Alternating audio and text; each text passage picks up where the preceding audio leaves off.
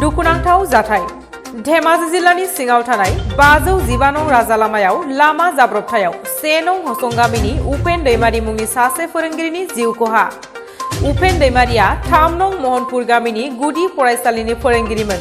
बे हरखाब जाब्रबथाया जायो धेमाजि जिल्ला सिमेन्टापुरि पुलिस थानानि सिङाव थानाय बिबारी गामियाव। मिथिनो मोननाय बादिब्ला उपेन दैमारीया फुंनि समाव मबाइल फाहामनो होनना स्प्लेन्डार बाइकजों न'निफ्राय सिमेन्टापुरि फारसे फैदोंमोन।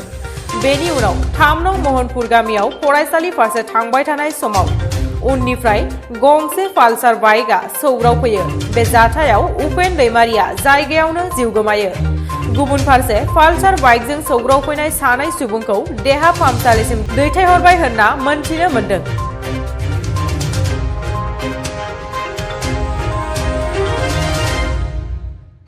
उपेन दैमारीया आंनि देरसिन बिदामोन।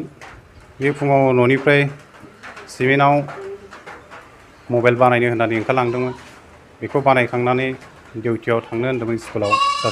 बेयो सासे फोरोंगिरि। बेखौ बानायखांनानै बे डिउटियाव थांनो होनना थांदोंमोन।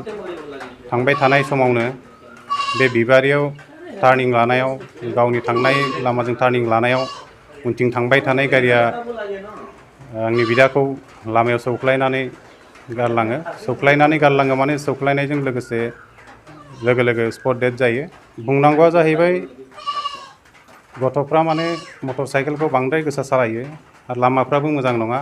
बेखायनो दा बयखौबो खावलायो जे माने जाहाथे गारिफोरखौ माने बांद्राय बिदि गोसा सालायनाङा। दा बे सौख्लायग्राफोरखौ आयेननि बेबस्था लानो थाखाय दिनै जोङो दायनिगिरिखौ हमनो थाखाय जोङो थानायाव सावरायदों। दा बिथांमोनाबो मेडिकेलाव दङ होननानै मिथिदों। दा जोंनिखौबो जों पस्टमर्टम रिपर्ट खालामनो लांनो नागिरदों।